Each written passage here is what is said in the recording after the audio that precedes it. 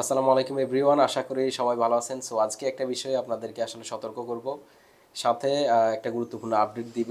আর আমি বর্তমানে ঢাকাতে আছি। আমরা মূলত ঢাকাতে আমাদের কোম্পানির একটা ব্রাঞ্চ ওপেন করতেছি। যে সৌদি আরবে যে ইনভেস্টর লাইসেন্সগুলো আমরা করতেছি সবগুলো আমাদের অফিস থেকেই অপারেট হবে। বাংলাদেশি যে কোম্পানিগুলো ওগুলা ইস্যু রিইস্যু ওগুলার বিভিন্ন ডকুমেন্টস ক্লিয়ারেন্স এবং পাশাপাশি ট্যুরিস্ট ভিসার কাজগুলো সম্পূর্ণ আমাদের বাংলাদেশ ঢাকা অফিস থেকে অপারেট হবে। তো এটার লোকেশন আমি অতি শীঘ্রই আপনাদেরকে জানিয়ে দিব। তো আরেকটা বিষয় যেটা বলতে চাই সেটা হচ্ছে, আমি তো ঢাকাতে আছি, তো অনেক কিছু এখানে দেখতেছি এবং অনেকে আমাদেরকে ফোন দিতেছে যে অনেকে নাকি 15 দিনে ইনভেস্টর লাইসেন্স করে দিয়েছে সৌদি আরবের। তো আমি আপনাদেরকে সতর্ক করতে চাই বা সাবধান করতে চাই, আপনাকে যে 15 দিনে ইনভেস্টর লাইসেন্স করে দেয় ওই লাইসেন্সটা আপনি অবশ্যই যাচাই করে নেবেন। কারণ ওই কোম্পানিটার যে বাংলাদেশি কোম্পানি ওইটা ফ্যাক হওয়ার সম্ভাবনা খুবই বেশি। সৌদি আরবে যে কোম্পানিটা আপনার হবে ওই কোম্পানির প্যারেন্ট কোম্পানি কিন্তু বাংলাদেশ, মানে আপনার সৌদি আরবের কোম্পানির মালিক হবে বাংলাদেশি কোম্পানি। তো আপনার বাংলাদেশি কোম্পানিটা যদি ফ্যাক হয় তাহলে আপনি শূন্যের উপরে তো ফাউন্ডেশন দিয়ে লাখ লাখ রিয়াল ইনভেস্ট করে তো পুরাই ধরা খাবেন।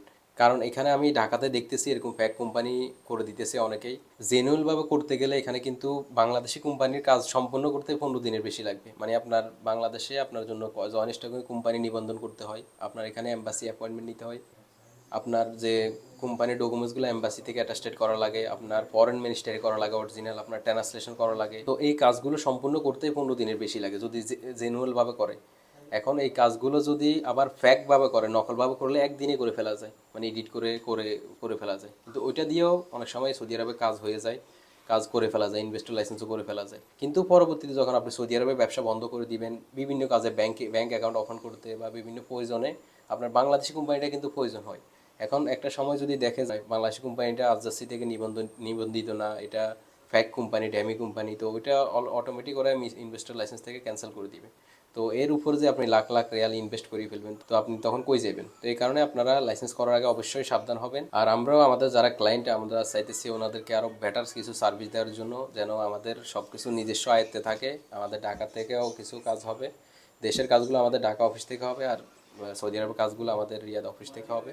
আর আপনি যদি ঢাকা থেকে থাকেন, যদি জরুরি কোনো প্রয়োজন থাকে, মিট করতে চান আমার সাথে, তো আমি এখানে আমার এই ভিডিওটা ফেসবুক পেজে আপলোড করবো, ওইখানে কমেন্ট বক্সে আমি একটা বাংলাদেশি নাম্বার দিয়ে দিব। তো ওই নাম্বারে আপনি আমার সাথে যোগাযোগ করে দেখা করতে পারেন। আর আমাদের অফিস অ্যাড্রেসটা সম্পূর্ণ রেডি হওয়ার পরে ইনশাল্লাহ আমি আপনাদেরকে আপডেট জানিয়ে দিব। সো সবাই ভালো থাকবেন। আল্লাহ হাফেজ।